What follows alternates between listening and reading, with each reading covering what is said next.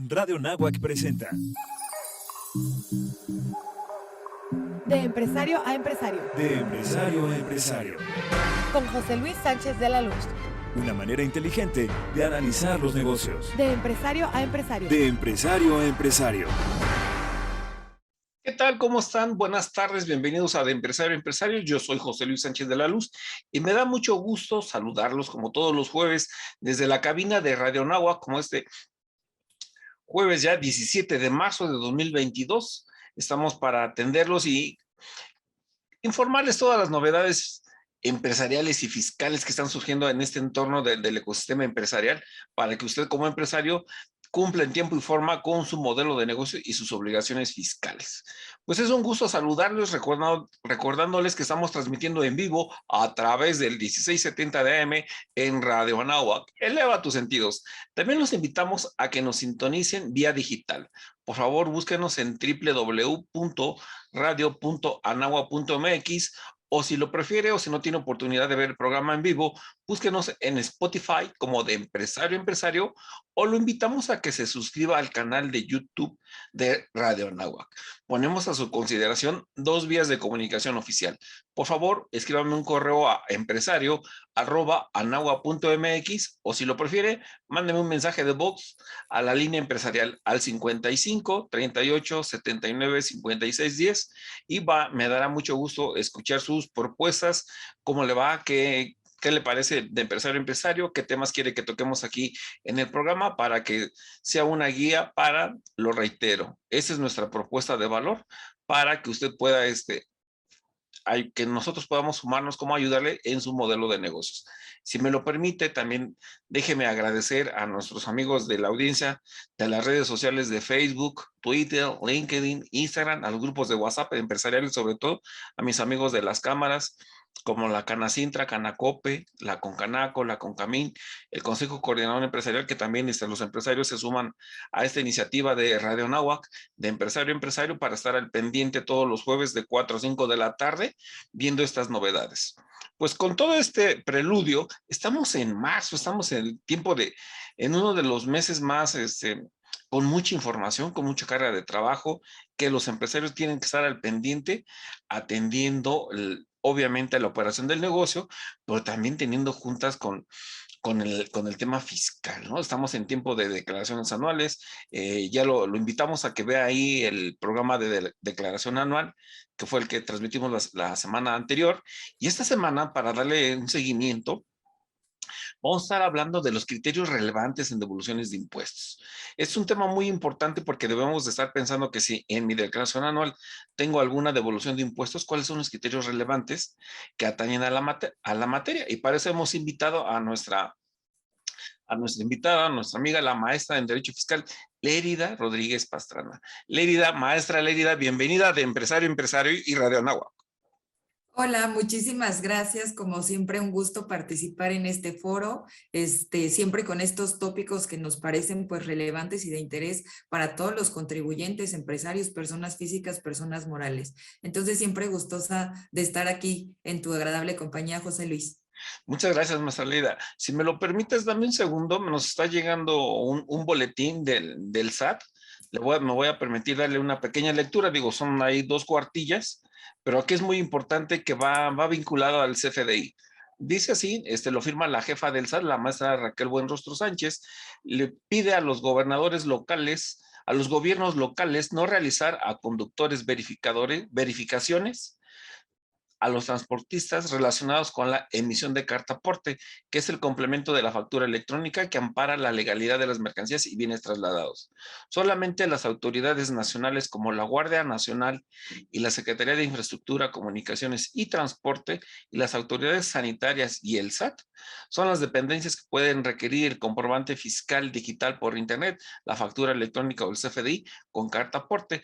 Y también nos menciona aquí, nos recuerda que el periodo de transición para emitir la factura electrónica con complemento, carta aporte, sin sanciones, se extiende, tome nota por favor, se extiende hasta el 30 de septiembre de 2022. Recuerde que solo las autoridades federales podrán solicitar esta revisión. La Policía Municipal o estatal no está autorizada para ello. Esto lo firma, esto nos lo hace saber, reitero, la maestra Raquel Buenrostro Sánchez, jefa del SAT, en donde, bueno, pues manifiesta que solamente las autoridades federales son las que podrán requerir este complemento de carta aporte a los transportistas y que el periodo de transición para emitir el complemento carta aporte sin sanciones se extiende hasta el 30 de septiembre de 2022. Bueno, ya tiene ahí, tome nota, ese periodo de gracia hasta el 30 de septiembre para 2022. Maestra Lérida, el tema del CFDI siempre en boga y siempre con cambios en el tema fiscal. Exactamente, la verdad es que es un tema que no nos deja descansar para nada, ¿verdad? Cambios y cambios y cambios, entonces tenemos que estar muy al pendiente.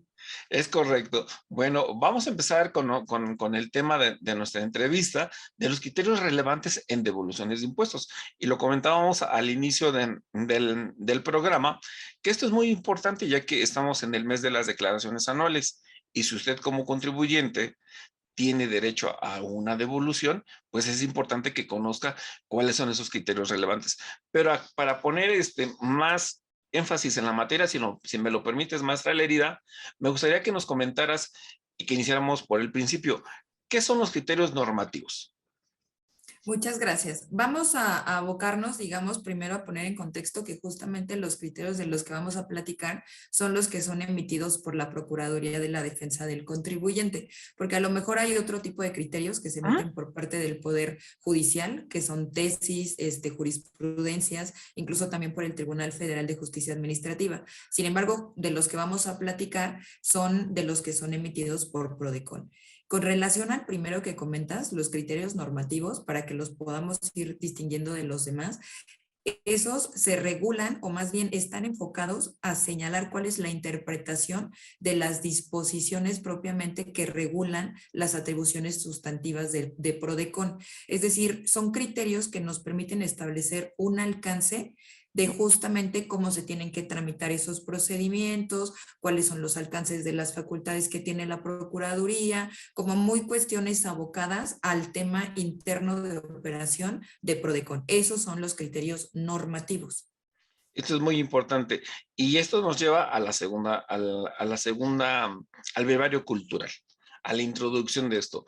¿Y los criterios sustantivos que también emite la PRODECON? Exactamente, los criterios sustantivos que también emite PRODECON, a diferencia de los que acabamos de mencionar, que reitero, normativos, están vinculados de forma específica con explicar las atribuciones y la regulación normativa de PRODECON. Los criterios sustantivos, ya digamos en la propia denominación nos dan más o menos una idea de la distinción. ¿A qué se refieren? Son criterios que emite PRODECON derivado de que se agotó un procedimiento sustantivo, llámese asesoría, queja, consulta especializada, acuerdo conclusivo, y derivado de la tramitación de esa facultad sustantiva de PRODECON, se considera que se aplicó algún criterio relevante que vale la pena compartir con los contribuyentes. Por ejemplo, dentro de un procedimiento de queja, donde nosotros hubiéramos advertido en su momento en PRODECON la existencia de alguna violación por parte de la autoridad fiscal, un análisis en esa recomendación, donde se señala, digamos, punto por punto cuáles son esas violaciones y por qué se considera justamente la existencia de la misma. Lo que se hace como tal es extraer la parte más relevante, digamos, de ese pronunciamiento que emite PRODECON y se plasma como tal en un criterio sustantivo. Es decir, son criterios y de un análisis ya técnico, de un análisis, sus propios procedimientos. Eso es propiamente el contenido que podemos encontrar en los criterios sustantivos. Este es muy interesante. Y hay otro criterio, si me lo permites, que maneja la PRODECON, que serían los criterios jurisdiccionales. Exactamente. Los criterios jurisdiccionales son los que derivan de forma exclusiva del servicio de representación legal que proporciona PRODECON. Es decir, en el servicio de representación legal es como tal donde PRODECON funge como un abogado patrón, un abogado gratuito para el contribuyente. Entonces, como abogado digamos que está abocado a la defensa a través de medios jurisdiccionales. Es decir, se puede presentar un recurso de revocación, de inconformidad, si se trata de resolverse en sede administrativa, si ya se va a algún tribunal, el juicio contencioso administrativo o incluso el juicio de amparo. Entonces, si una vez que se presenta alguna de estas instancias jurisdiccionales, se obtiene un resultado favorable para el contribuyente que se considere novedoso, lo que se hace como tal en estos criterios es extraer el análisis, pero el análisis del órgano jurisdiccional. Es decir, no es un pronunciamiento de PRODECON, por supuesto que es un análisis que ya deriva de un fallo que emite un órgano jurisdiccional, justamente sustentándose en la estrategia de defensa de PRODECON, pero al final del día no es un análisis que haya realizado PRODECON, sino propiamente un órgano jurisdiccional, pero que al final le está dando la razón al contribuyente en cierto sentido y que consideramos que puede ser valioso para efectos de orientar justamente al contribuyente de qué criterios se están analizando y se están resolviendo de forma favorable por los órganos jurisdiccionales. Básicamente esa sería la distinción entre estos tres tipos de criterios. Importante conocer esta información como brevario cultural para conocer el tema de hoy, de los criterios relevantes en devoluciones de impuestos. Pero entonces, ahora sí, ya cubierto el tema de los antecedentes, ¿qué tipos de devoluciones existen y se pueden obtener en la ayuda con la ayuda de la PRODECON para los contribuyentes? Muchas gracias, José Luis. Fíjate, te platico. Pudiéramos abocarnos básicamente a dos tipos, ¿no? Dependiendo del origen que tengan. El primero de ellos corresponde a saldo a favor y el segundo de ellos a pago de lo indebido. ¿Cuál es la distinción? La encontramos prácticamente en el artículo 22 del Código Fiscal de la Federación y digamos, para que sea como muy fácil entenderlo, vamos a obtener un saldo a favor cuando al realizar la propia mecánica de cálculo de la contribución que corresponda del impuesto de que se trate y haciendo este cálculo, digamos, la mecánica como tal, de forma correcta, resulta que tenemos una cantidad que corresponde que se nos devuelva. A modo de ejemplo, todos los que en su momento fuimos o somos asalariados, prácticamente cada que se nos realiza un pago, nuestro patrón está obligado a hacer una retención de impuestos sobre la renta, que digamos que se equipara a un pago provisional. Se sustituye como tal la obligación del trabajador de estar realizando el entero correspondiente de ese pago provisional porque lo hace, digamos, en sustitución el patrón. Entonces, al final prácticamente de todo ese ejercicio, justamente ya para el siguiente mes, en el mes de abril, las personas físicas tienen que presentar su declaración anual, ¿no? En ciertos supuestos hay, incluso es obligatoria. Al momento en el que se presenta como tal esa declaración de impuesto sobre la renta de forma anual, puede aplicar ciertas deducciones personales. Entonces, ¿qué pasa si nosotros ya teníamos una base, digamos, sobre la cual se iba a aplicar esa contribución, pero además le vamos a acreditar todas esas retenciones que ya nos hizo en su momento nuestro patrón y le vamos también a disminuir las deducciones personales que tengamos? Puede ser que justamente ya al aplicar como tal la mecánica de cálculo del impuesto sobre la renta se genere un saldo a favor. Es decir, es derivado del propio cálculo correcto que se haga del impuesto que se va a generar como tal. El otro supuesto que mencionábamos es el de pago de lo indebido. A diferencia, para que podamos distinguirlo como tal del saldo a favor, deriva de un pago que se está realizando en exceso o por un error, digamos, incluso que se haya generado. Es decir, se trata de una cantidad que paga el contribuyente, pero que no tenía la obligación de realizarla. Ahí está la distinción, digamos, con el saldo a favor. Y, por ejemplo, el pago del indebido se puede generar incluso de la determinación de algún crédito o alguna multa que haya sido, en su caso, emitida por la autoridad fiscal, se realice el pago correspondiente por el contribuyente, pero derivado de que agota alguna instancia jurisdiccional, se advierte que era ilegal, que había un vicio como tal en el procedimiento del cual derivó esa determinación y en consecuencia este contribuyente no estaba obligado a su pago. Ahí podemos ver un ejemplo palpable justamente de lo que es el pago de lo indebido. Básicamente estos son los dos, digamos, supuestos de origen que pudieran generar el trámite de una devolución. Y esto es muy interesante conocer todo este preludio, todo este engramaje legal fiscal que tiene como resultado los tipos de devolución y como bien lo refieres, hay estos dos supuestos. Pero también la ley, hay algo que me gusta y que pues para los contadores y para los contribuyentes siempre los plazos son fatales, ¿verdad? Porque se llega el 17 del mes y hay que pagar, o se llega el 30 de abril o en marzo la anual. ¿Cuáles son los plazos para la devolución? Aquí es importante considerar que propiamente, digamos, el plazo máximo al que nos vamos a abocar nosotros como contribuyentes para solicitar la devolución debe de estar vinculado propiamente o va de la mano con la figura de la prescripción.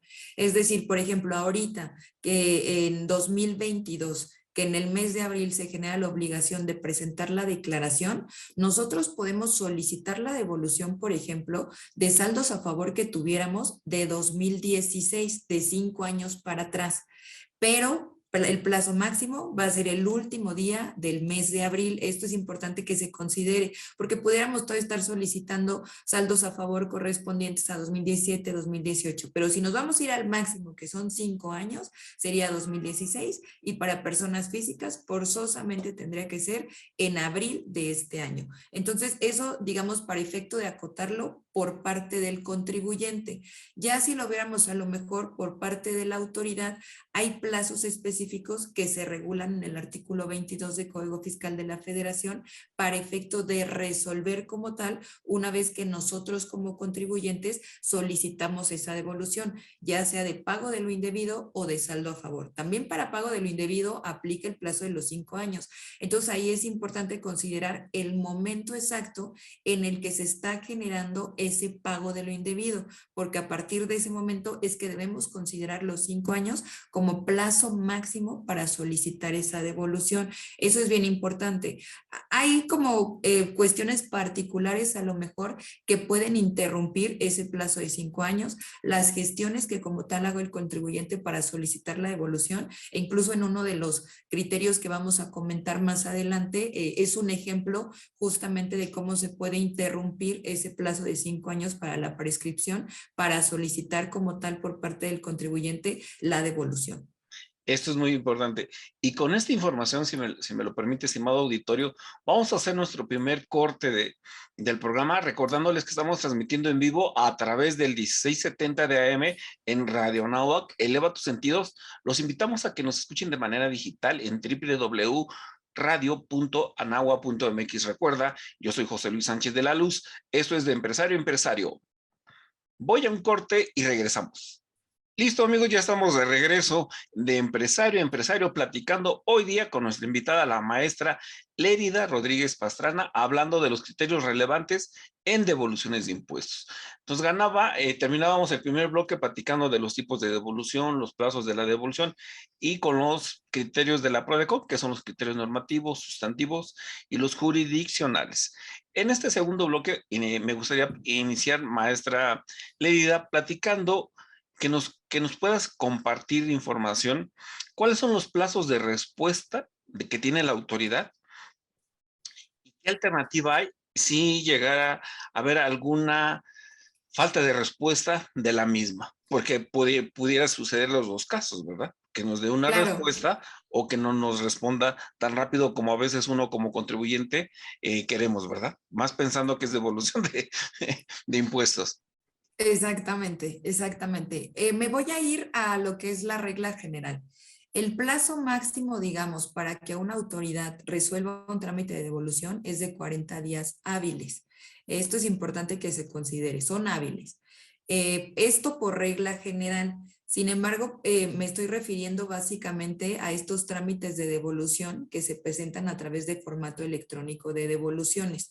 Hay otras facilidades que se dan, por ejemplo, a través de miscelánea, en la regla 232, por ejemplo, para personas físicas, donde se establece la posibilidad de presentar como tal un trámite de devolución que se le llama automático.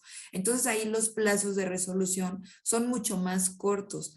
Hay una distinción entre una y otra que va a ser muy importante. Si nosotros optamos por la devolución automática, que además tiene ciertos requisitos y uno de ellos, importante considerarlo, es que básicamente funciona para la declaración que corresponde presentar en el ejercicio. Es decir, ahorita en el mes de abril que tenemos que presentar nuestra declaración de 2021, devolución automática únicamente funciona para 2021. No puedo solicitar devolución de impuesto sobre la renta de 2020, 2019 por devolución automática. Ahí forzosamente tendría que ser a través del formato electrónico de devoluciones. Entonces, esa es básicamente la distinción en cuanto a los plazos. Por lo que hace a las devoluciones que se presentan a través del formato correspondiente, el formato electrónico de devoluciones, que considerábamos que era justamente este plazo de 20 días, también es importante acotar que el mismo de alguna manera se ve suspendido cuando la autoridad formula requerimientos. Puede formular un requerimiento a partir de 20 días o máximo 20 días de que se presente ese trámite de solicitud de devolución, e incluso adicional, una vez que se haya respondido o atendido ese requerimiento, si la autoridad continúa teniendo dudas, puede formular un segundo requerimiento dentro del plazo de 10 días. Entonces, esos plazos, digamos, entre los cuales se formula el requerimiento y se atiende el mismo, no se computan dentro de los 40 días. De ahí que se puede extender, digamos, un tanto más a que la autoridad como tal formule una respuesta. Otra diferencia que va a ser bien importante porque va a estar vinculada con el siguiente punto que comentabas con relación a qué alternativas tenemos si la autoridad no nos da respuesta. Si la autoridad no nos da respuesta tratándose de una devolución automática, como tal se tiene el criterio de que no constituye una instancia, digamos así, esa falta de respuesta o incluso la negativa en una devolución automática. Entonces, la alternativa como tal, en primera instancia pudiera ser que esa devolución automática más bien ahora se solicite a través de formato electrónico de devoluciones.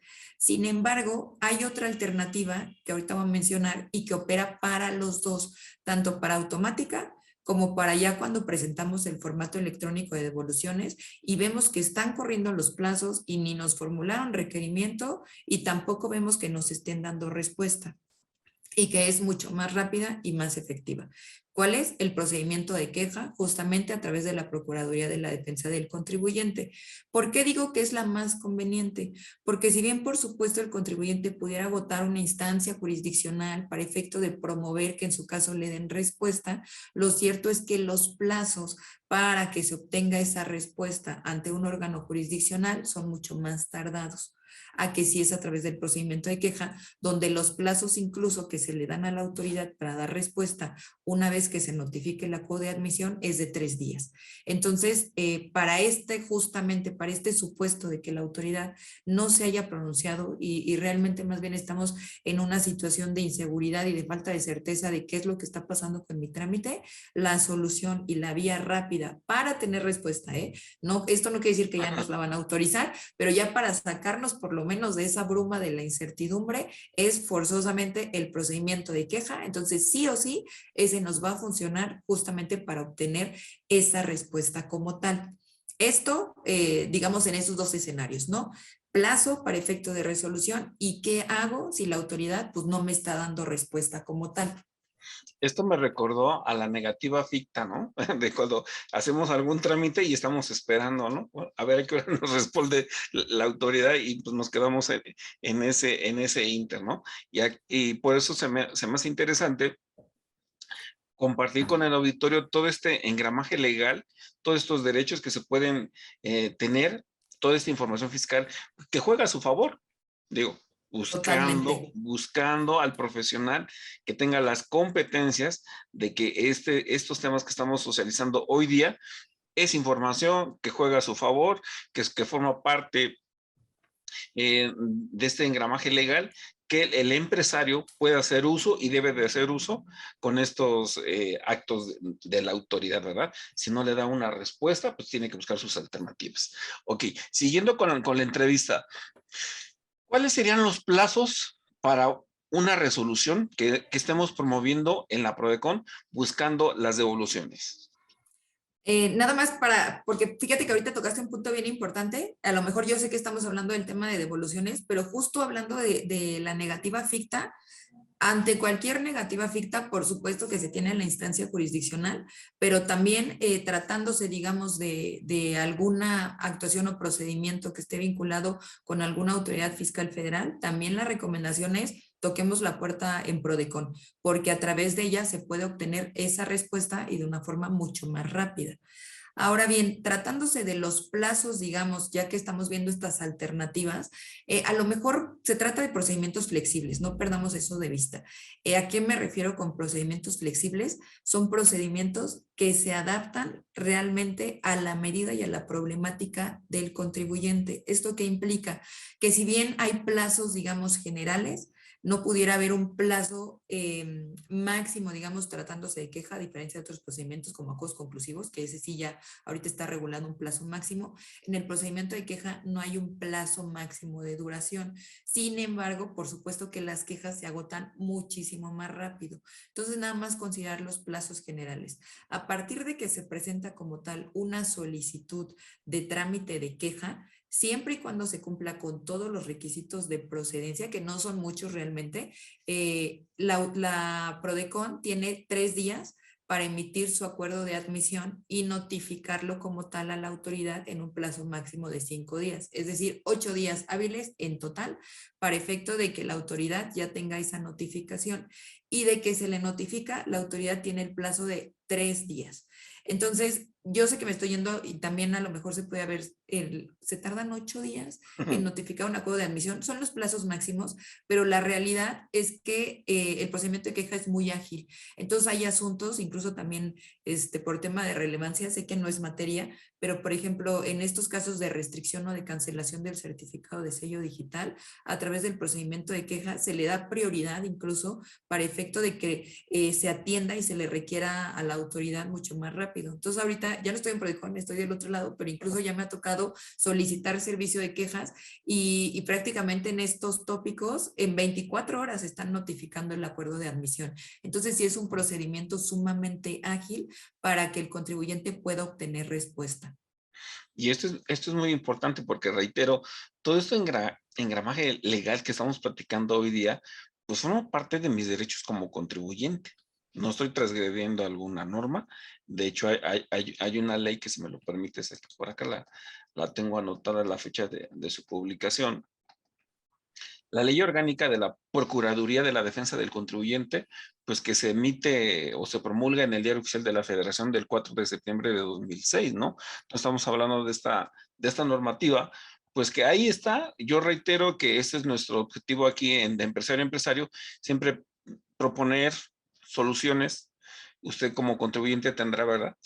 Será quien tenga la mejor respuesta, pero ahí está esta alternativa, estas posibilidades de derecho fiscal que usted como contribuyente, pues valga la redundancia, tiene derecho, que puede hacer uso de él para, si tiene, como bien lo explica la maestra Lérida, si tiene alguna controversia, alguna diferencia, alguna duda en tema con las autoridades federales, pues ahí está la puerta. Y aquí lo escuchó en de Empresario a Empresario de primera mano. Ok, ya pasamos de los plazos para su resolución. ¿Cuáles son las posibles respuestas de la autoridad a una solicitud de devolución? Ese es el otro escenario.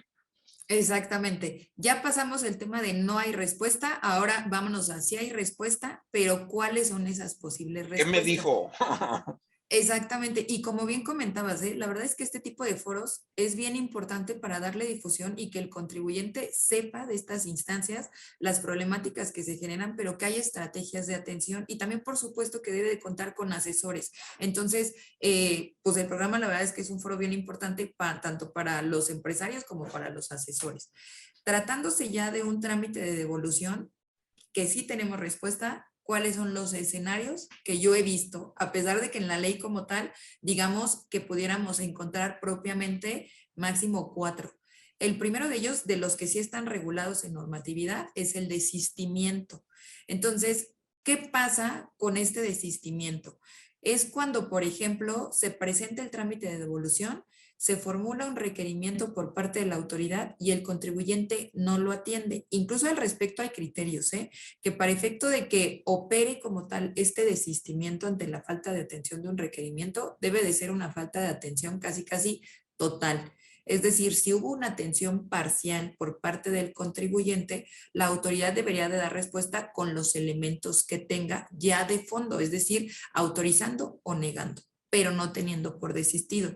Desafortunadamente, lo que hemos visto es que de repente se volvió una práctica muy común para la autoridad el que las respuestas de los trámites de devolución, y lo veamos muchísimo en IVA, que aparte el IVA prácticamente la devolución, pues de alguna manera impacta en la operación diaria de flujo de efectivo de las empresas. Entonces, el que te desistan, a pesar de que no es una negativa, por supuesto que tiene un impacto económico en las empresas y en los contribuyentes, en su operación económica. Otro de los supuestos, digamos, para que como tal fuera procedente este desistimiento sería en el caso de que el propio contribuyente como tal lo solicite. Ahí también pudiera, en su caso, operar el desistimiento. Sin embargo, de repente veíamos desistimientos por el tema de domicilio, que de ahí incluso se tuvieron muchísimos criterios favorables ya en instancias jurisdiccionales y de ahí vimos la reforma. La reforma donde ya se establece, no, ¿sabes qué? No te voy a autorizar si hay problemas con tu domicilio. Entonces se genera justamente de estos criterios que se estuvieron obteniendo. Pero bueno, ahorita la fecha ya como tal sí generaría que no se le dé respuesta o que no existiera como tal un pronunciamiento. También si hay una problemática con el domicilio del contribuyente. Entonces es bien importante que cuando nosotros presentamos declaración y vamos a solicitar devolución, preveamos con anticipación, digamos, todos los requisitos que realmente tenemos que cumplir para evitar este tipo de respuestas. Entonces ya tenemos ese primer escenario.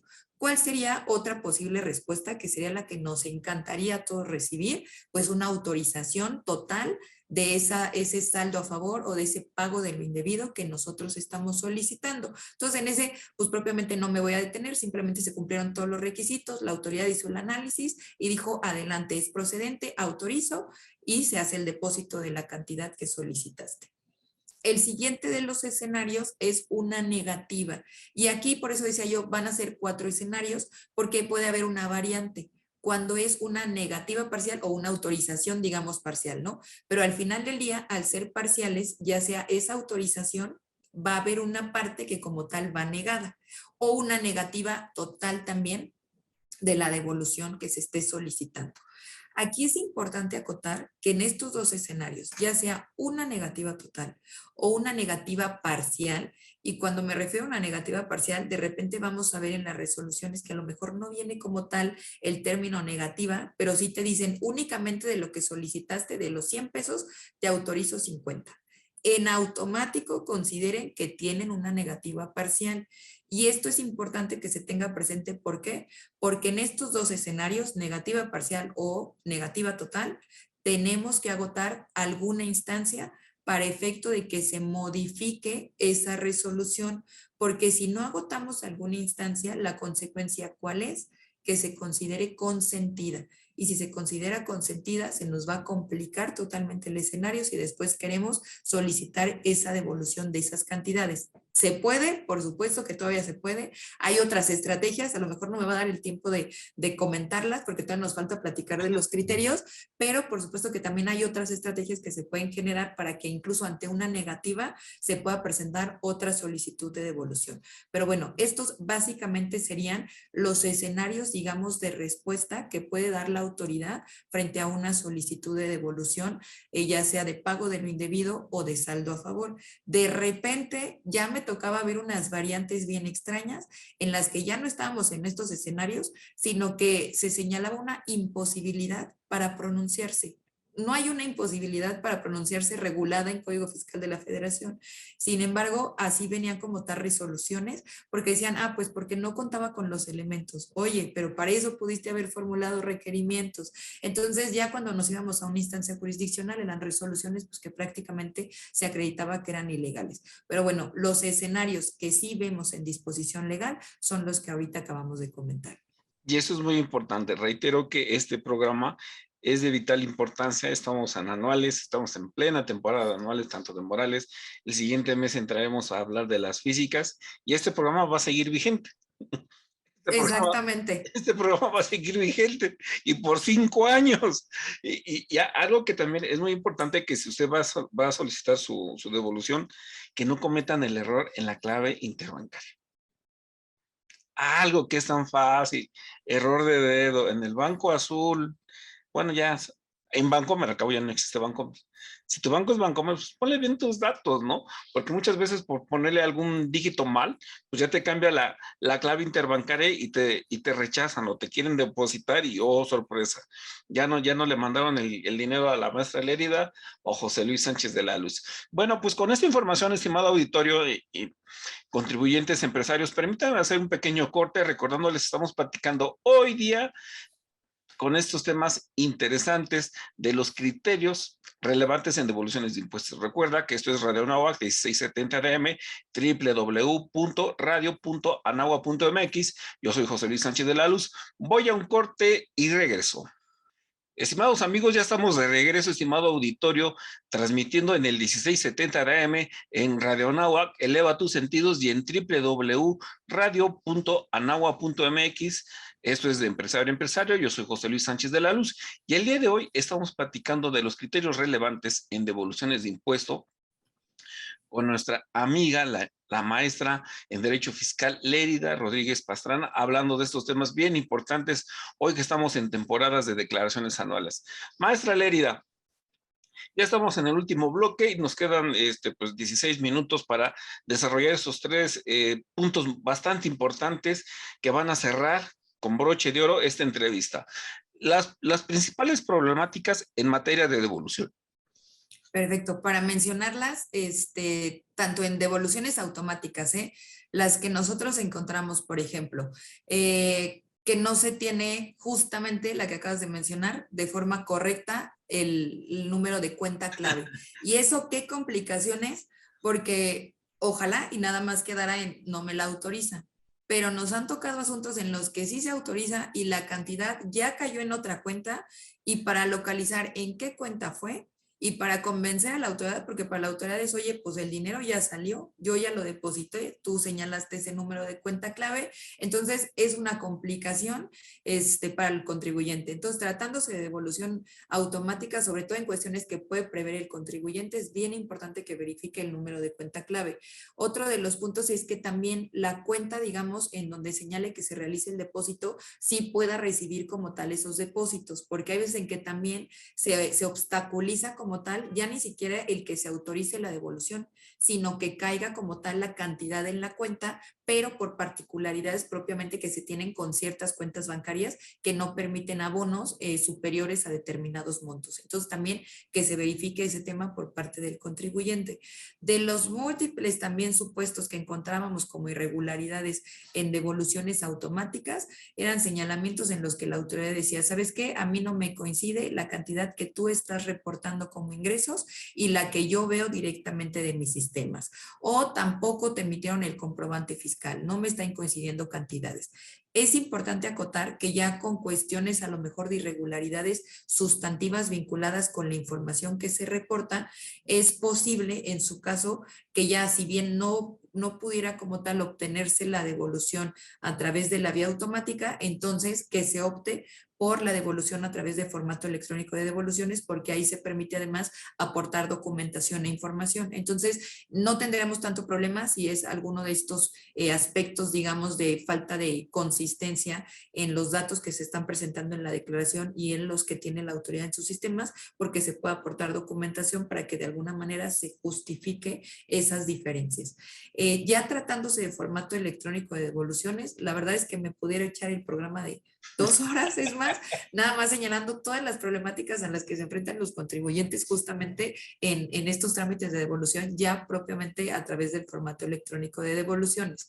Uno de ellos, por ejemplo, para personas físicas que estuvimos viendo y que de repente la problemática también me parece como curiosa cómo se van generando estas estrategias también de defraudación al fisco, contribuyentes, digamos, a los que les solicitaban su firma electrónica y les inventaban saldos a favor. Entonces, que también a mí de repente me resultaba curioso que uno solicita 2,000, 3,000 pesos y estas personas que no tenían saldo a favor solicitaban 50,000 pesos y se los autorizaban. Uy, Y el problema viene después, porque ya que lo detectan que no hay un sustento, pues incluso les están solicitando como tal la devolución de esa cantidad, pero adicional el pago de actualización y recargos correspondientes al haber sido de forma indebida. Otro de los temas que ya incluso comentaba hace un momento era esas reiteradas respuestas de desistimiento, en las que realmente lo único que pasa es que se dilata para el contribuyente el que tenga certeza como tal de la devolución. Incluso en un sentido negativo tiene mucha mayor certeza a que si se está enfrentando a desistimientos y desistimientos y desistimientos. En materia de IVA, los requerimientos excesivos. Ese sí era como uno de los puntos que nosotros advertíamos como una queja recurrente por parte de los contribuyentes, y la verdad es que los procedimientos de queja ante PRODECON son muy efectivos para buscar puntos, digamos, intermedios que permitan al contribuyente que realmente sea posible que atienda esos requerimientos, pero que también lo que atienda y la información que aporte sea de utilidad para la autoridad. Recuerdo un asunto en el que, por ejemplo, solicitaban de un súper de estos pequeños, que solicitaban prácticamente que le aportara todo un inventario con fotografía de todo lo que vendían. Y que señalara cuáles iban a tasa cero, cuáles iban a tasa del 16, y el contribuyente se acercaba y dice, yo ni siquiera tengo un inventario, o sea, me van a obligar a hacer un inventario con fotografía. la Entonces, materialidad, la materialidad. exactamente, exactamente, porque la materialidad no nada más la vamos a ver en 69B, ¿eh? La materialidad la vemos ya en todos lados, trámites de devolución, facultades de fiscalización, entonces, hasta en verificaciones de domicilio. Entonces, es importante que sí tengamos como esto presente. Tratándose también de personas físicas, por ejemplo, de las problemáticas que estuvimos observando que también se empezaron a presentar de forma recurrente, eran desistimientos, ni siquiera negativas, sino desistimientos. Y también otra aclaración, creo que la autoridad pretende al emitir un pronunciamiento de desistimiento, el evitar que el contribuyente agote una instancia jurisdiccional. ¿Por qué? Porque al final del día su interpretación es, oye, te estoy desistiendo, pero no te estoy negando. Entonces tú lo puedes volver a presentar. Pues sí, pero ¿qué pasa cuando ya me desististe 5 o 6 veces? Y entonces ya llevo un año o más de un año con este trámite de devolución, pues ya mejor me hubiera ido a una instancia jurisdiccional. Entonces, tratándose, comentaba yo, de contribuyentes asalariados en los que les estaban resolviendo con desistimientos porque su patrón, a pesar de haber hecho la retención, no la había enterado. Y entonces lo que le señalaban a este trabajador es, pues, ¿sabes qué? Que no es acreditable esa retención y no tienes un saldo a favor, ¿no? Y digo, y menos mal que no les decían, es más, me debes, pero por lo menos sí le señalaban, no tienes un saldo a favor. Entonces, pues te desisto porque no tengo los elementos para que yo confirme que ese acreditamiento era procedente. Y ahí imaginémonos la complicación para el trabajador, o sea, ni modo que él se vaya a recaudar, ¿no? Para eso la autoridad es quien tiene las facultades. Entonces son de los problemas, digamos, que pudiéramos mencionar. La verdad es que tratándose de devoluciones, ya nada nos sorprende, ¿eh? No, Y estamos exactamente viendo de repente pues nuevos criterios y nuevas situaciones a las que se enfrentan los contribuyentes que obstaculizan este derecho, porque es un derecho. Así como bien mencionabas, tenemos la obligación, por supuesto, de cumplir con nuestra obligación de pago propiamente de las contribuciones. También tenemos derechos y justamente de la devolución es uno de ellos. y importante, esas estrategias que ayudan al empresario, pues va de la mano, pues, de los especialistas que tienen las competencias, el conocimiento, ¿verdad? Si no hacemos el uso de los profesionales, pues nos quedamos en el limbo, porque muchas veces, Exactamente. ¿cuántas multas se generarán? Estaría bien que existiera esta encuesta, ¿no? ¿Cuántos ingresos obtiene el SAT por pago de multas? Pues sí, me van a decir el dato ahí está, no. Pero por esas multas, ¿por qué se generaron? ¿Cuánta gente que no conocía la ley pagó esa multa? Exactamente, y lo estamos viendo ahorita, ¿eh? Ahorita hay una contingencia, diría yo, para muchos contribuyentes por el tema de omisión en presentación de declaraciones, porque se les fue presentar algunos meses de declaraciones, imagínate 2 meses de declaraciones, pero resulta que era un contribuyente que tenía que presentar pago provisional de ICR, definitivo de IVA, retenciones de salarios y retenciones de asimilados. Son 4 obligaciones. Y entonces la autoridad lo que hace es, pues te requiero porque ya vi que no me presentaste las declaraciones, te formulo un requerimiento. Entonces este contribuyente dice, ok, sí, voy a presentar mis declaraciones y las presenta, pero en el requerimiento te dan 15 días. Si te tardaste un día más, las multas que ahorita estamos viendo que están imponiendo las autoridades es, te impongo una multa por cada una de estas obligaciones de aproximadamente 14,000 pesos por cada una de estas, ¿eh? Aunque a pesar de que se presentan, digamos, en la misma operación, al Es momento, o sea, en el correcto. mismo formato ingresas y ya presentan las 4, no, una por cada una, pero aparte te voy a sancionar porque no cumpliste el requerimiento en los 15 días, pero ya las presentaste. ¿Y sabes qué? También te voy a sancionar por presentarlas fuera de los plazos legales. Entonces, por esta omisión, un contribuyente tiene 8 multas, supongamos cada una de 14,000 pesos Nada más. por mes, 8 multas, exactamente. Entonces es una contingencia espantosa para los contribuyentes. Yo por eso lo reitero, escuchen de empresario a empresario. Cada jueves, Sí. tema nuevo con expertos en la materia. Sigamos con el tema. Maestra Lérida, los mecanismos de defensa frente a una negativa a la solicitud de devolución. Esto es bien importante. Comentaba yo hace un momento que justamente hay que conocer de las estrategias posibles frente a una negativa. Si estamos en los plazos legales, ¿qué es lo que tenemos que hacer? Sí o sí, presentar un medio de defensa. ¿Por qué? Porque a pesar de que por supuesto que tenemos la instancia del procedimiento de queja ante PRODECON, ya tenemos una resolución que si no se impugna adquiere el carácter de firme. Entonces la recomendación es siempre hay que ser lo más conservadores posibles. Tenemos instancias, agotemos todas las que sean necesarias. Entonces, tratándose de una negativa, y comentaba yo incluso hace un momento, si vemos por ahí una autorización parcial, es decir, yo pedí 100 pesos y me están regresando 20, ojo, lo demás está negado. Entonces, forzosamente, y la recomendación es agotemos una instancia jurisdiccional y para eso es importante conocer los plazos justamente para presentar estas instancias. Llámese recurso de revocación o juicio contencioso administrativo, tendríamos por regla general 30 días a partir de que se nos notificó esta resolución donde se niega la devolución para poder acudir ante el órgano jurisdiccional correspondiente. Otra de las instancias que tendríamos, porque lo cierto es que pasa que de repente el contribuyente dice, bueno, ya me negaron, ¿no? Pero se acuerda 6 meses después y en ese momento dice, no, sí la quiero solicitar porque está mal, digamos, el sustento que tuvo la autoridad para efecto de negarme ese trámite de devolución. ¿Qué alternativa tendríamos? Pudiéramos agotar en su caso la reconsideración administrativa que regula el artículo 36 del Código Fiscal de la Federación. No es lo más recomendable. O sea, la recomendación, uno es agotemos la instancia jurisdiccional en el plazo legal.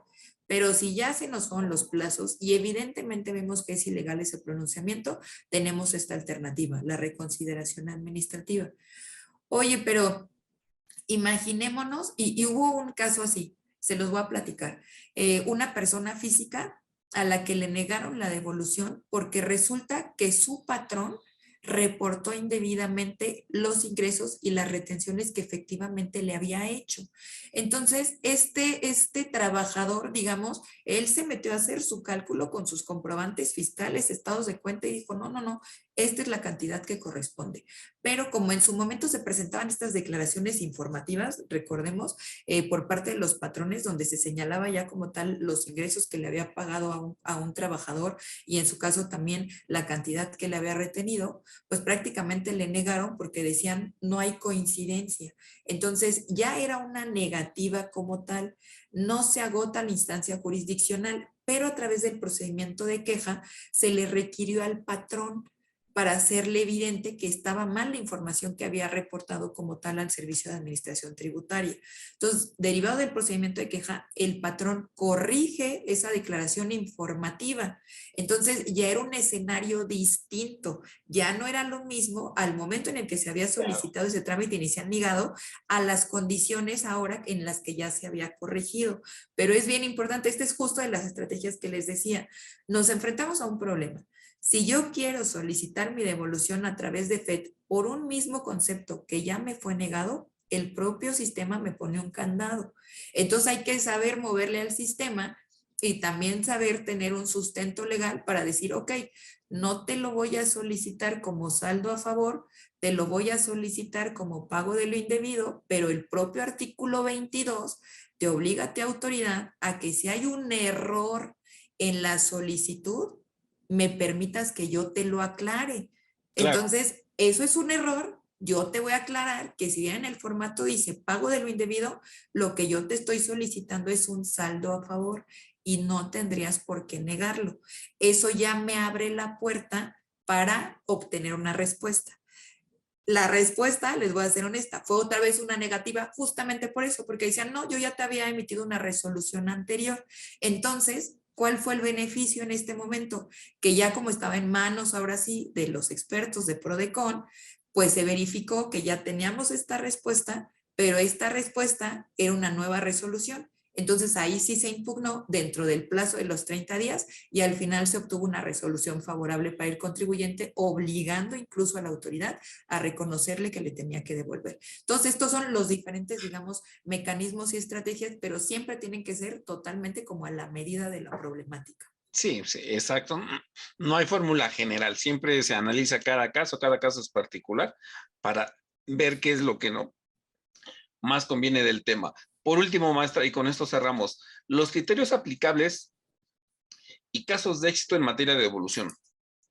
Sí, voy a comentar los más recientes porque sé que ya también me extendí y nos vamos sobre el tiempo. Son los más recientes y que considero que pueden ser novedosos y que se emitieron justamente en 2022 y son criterios jurisdiccionales. Acuérdense ya de la distinción que hicimos al inicio. El primero de ellos, voy a leer únicamente el rubro y les platico rápidamente de qué se trata. Es el criterio 13 de 2022, para que vean que es muy, muy reciente. Dice renta de evolución. El visor de comprobantes de nómina para el trabajador es prueba suficiente para determinar el monto de los ingresos acumulables y exentos obtenidos por sueldos y salarios cuando la autoridad no aporta elementos que sustenten la discrepancia con la información que obra en sus sistemas institucionales. Esa es de las problemáticas que les comentaba. De repente la autoridad resuelve y dice, no, es que la información que tú me estás reportando en tu declaración no corresponde con la que yo tengo en mis sistemas. Y el trabajador dice, oye, es la información que estaba en el propio visor de nómina. O sea, ¿de dónde más saco información? Es más, dime tú de dónde estás sacando la diferencia. Y la autoridad nada más dice, no, pues hay diferencias, hay discrepancias. Entonces, lo que se sustentó como tal y que al final del día se obtuvo un resultado favorable fue en el sentido de decir, ¿sabes qué? Es prueba suficiente justamente esa información que está en el visor de nómina para que se confirme que estaba bien presentada la declaración del contribuyente. Esto por lo que hace a persona física. El siguiente criterio que quiero mencionar es también uno de impuesto sobre la renta, el 85 de 2021, pero también es muy reciente. Dice renta, saldos a favor, prueba idónea en juicio de nulidad para acreditar la materialidad de los ingresos derivados por la prestación de servicios personales subordinados. Justo lo que comentábamos hace un momento. El tema de materialidad lo vemos en todos lados. Entonces, este es un ejemplo. En esos casos en los que les comentaba que la autoridad decía, no, no te voy a devolver y no porque no es procedente el acreditamiento, porque no está enterada la retención que te hizo tu patrón, una de las variantes que veíamos era que la respuesta la vinculaban con materialidad y decían, no, no se acredita la materialidad, tú no prestaste el servicio, ¿por qué? Porque no se comprueba que la retención esté pagada. Y ahí el contribuyente, ¿qué hace? ¿Ir a recaudar? No.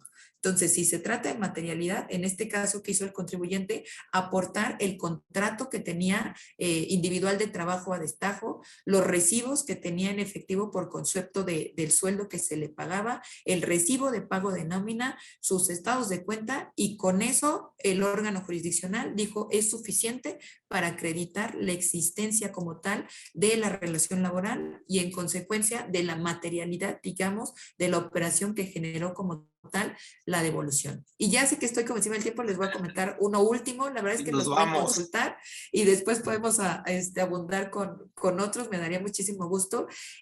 Me gusta mucho, uno, porque fue una estrategia que se trabajó en la delegación Querétaro, justamente cuando tuve la fortuna de trabajar por allá, y está totalmente vinculada con la situación que tenía un contribuyente ante la escasez de obtener una cita para su e-firma. Entonces, quería solicitar la devolución de un trámite de prácticamente los 5 años. Entonces, estábamos en la fecha límite para poder solicitar esa devolución y no tenía e-firma.